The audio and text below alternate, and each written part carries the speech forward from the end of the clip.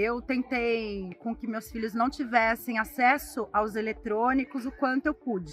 Eu falo para eles que faz bem brincar, sair um pouco da internet, sair um pouco de ficar assistindo só televisão. O de 8 anos, mesmo, se você der o controle na mão dele e deixar ele o dia inteiro, ele vai assistir YouTube o dia inteiro.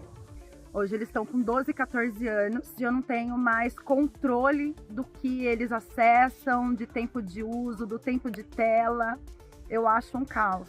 Eles pouco saem do celular hoje, pouco saem do eletrônico. Eu procuro mostrar para eles o que eu fiz, né, na minha infância, né, que não tinha internet. Mas eles não se interessam mesmo, porque eles dizem que é chato. Ai, meio é chato. Ficar brincando assim de correr, de não sei o que. As dores da Mônica e da Verônica são as mesmas de maior parte dos pais e mães no Brasil. Uma pesquisa feita pela Unilever ouviu mais de 1.000 pais e mães brasileiros e 97% disseram que a brincadeira mais frequente dos seus filhos é assistir TV ou vídeos. E segundo o Ibope, as crianças brasileiras passam em média mais de 5 horas e meia em frente à televisão por dia. Mas a prática de brincadeiras ao ar livre pode ser mais benéfica do que você pensa para a saúde física e principalmente mental das crianças. O primeiro benefício é o estímulo à descoberta, à curiosidade. A criança vira um verdadeiro cientista. Então, uma criança que vai andar, se movimentar num terreno irregular como o da natureza, sem a regularidade de um piso, por exemplo, né? Ela vai ter muito mais equilíbrio, vai fazer o exercício dela, vai ser muito mais funcional, vai ativar as diferentes musculaturas em busca de coordenação motora. Buscando incentivar esse contato, o jornalista americano Richard Lowy criou o Children and Nature Network, ou Rede Criança e Natureza. Até 2005 não tinha uma forma de falar sobre esse tema e ele tinha cobertura baixíssima, tinha pouca literatura sobre ele. Hoje, se você entra na rede Criança e Natureza, você vê que construímos uma coleção de mais de 1.400 estudos, número que cresce cada vez mais rápido. Todos esses estudos apontam que a conexão com a natureza é fundamental para o desenvolvimento das crianças. E para fortalecer o debate sobre o tema, o Richard criou o conceito de Nature Deficit Disorder, ou transtorno de déficit da natureza. Não é um diagnóstico médico, é uma forma de descrever a mudança que acontece nos últimos 40 anos, mas num ritmo acelerado, o afastamento das crianças do mundo da natureza. E nos últimos 20 anos, as pesquisas sobre o tema têm se intensificado e mostrado cada vez mais benefícios do contato entre criança e natureza. Ela vai trazer também benefícios no sentido do sono, porque a luz do dia, ela regulariza o sono, ela vai fazer a criança, especialmente se ela acorda de manhã cedo, vai fazer a criança ter sono numa hora adequada de noite, ela vê, ela tem contato direto com a luz. Isso também evita a miopia, que hoje em dia é uma epidemia no mundo inteiro. A miopia está aumentando não só por causa do excesso de tela, mas por causa da falta de luz do dia, que é o que regulariza, digamos assim, o crescimento do olho, de uma boa visão. Ela vai trazer benefícios para a memória, para o aprendizado.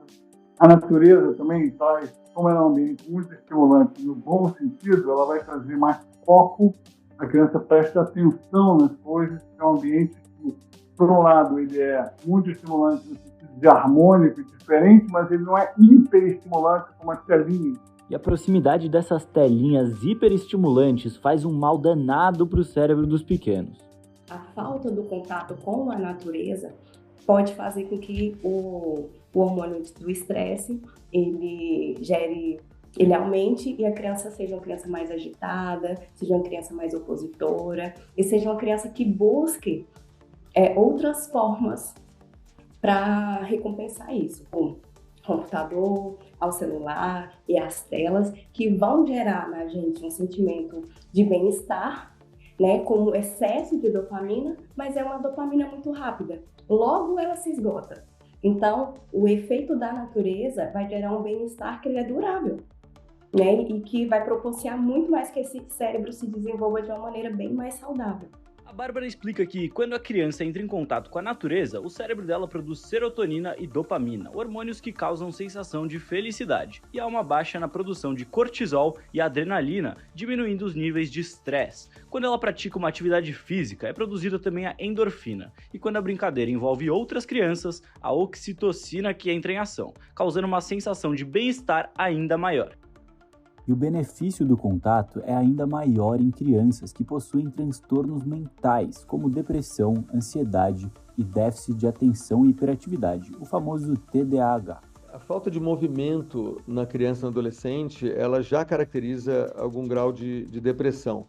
Até em adolescentes a gente usa essa ferramenta para avaliar objetivamente a depressão, que é uma pulseira que você vê, se um adolescente não se move, então alguma coisa está errada.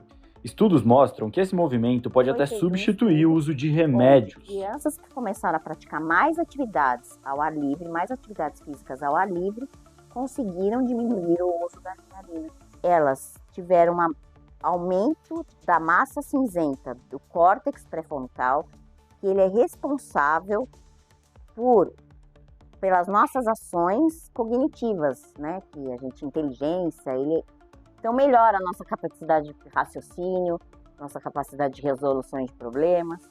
Mas apesar de todos esses benefícios, alguns pais acreditam que as brincadeiras na terra, na lama ou na areia podem causar infecções e doenças, mas não é bem assim. A gente sabe hoje que as bactérias do intestino, elas estimulam a imunidade. Ou seja, o conceito higienista se considerava que quanto menos bactéria, mais saudável. É o contrário, uma criança sem contato nenhum com bactérias, depois ela pode ter uma infecção muito mais grave.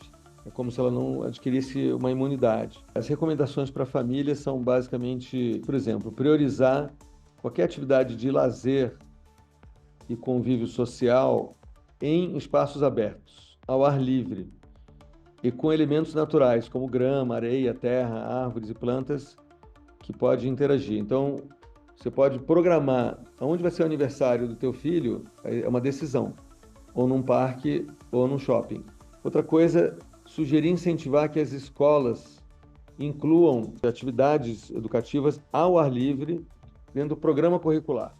O Colégio Santa Marcelina, em Belo Horizonte, promove esse contato dos alunos com a natureza o tempo todo. No jardim, eles têm uma horta completa e um bosque para brincadeiras e aprendizado. A cada semestre, uma turma participa de atividades no Parque do Brejinho, onde eles plantam árvores e aprendem sobre o meio ambiente.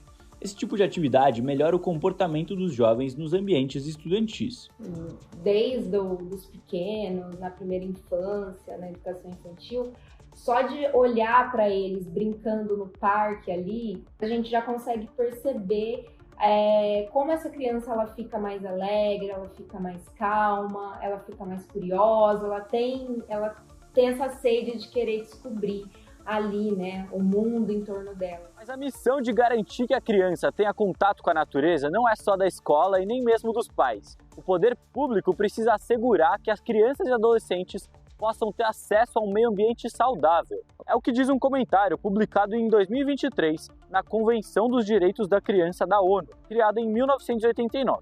Esse objetivo está previsto também na Agenda 2030 da ONU, já que o ODS de número 11 prevê o acesso universal a espaços públicos verdes, principalmente a crianças, mulheres, idosos e pessoas com deficiência. Mas nas grandes cidades brasileiras, esse acesso não é tão simples. São Paulo, por exemplo, a maior cidade do país, tem pouco mais de 4 metros quadrados de áreas verdes recreativas por habitante, o que é menos da metade do valor mínimo recomendado pela ONU de 12 metros quadrados.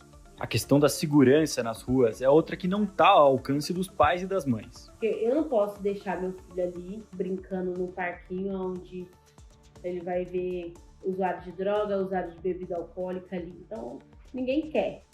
E é preciso que a gente possa pensar que isso é uma questão de política pública e que é intersetorial, porque inclui a produção de segurança para que as famílias possam ocupar esse espaço público mesmo, né? Quando a gente coloca isso só na conta dos pais, os pais são medrosos, os pais são muito ocupados, o que a gente acaba produzindo é a culpabilização dos pais e com isso a gente deixa de discutir o que a gente precisa discutir, fazendo a crítica política ao nosso jeito de habitar as cidades.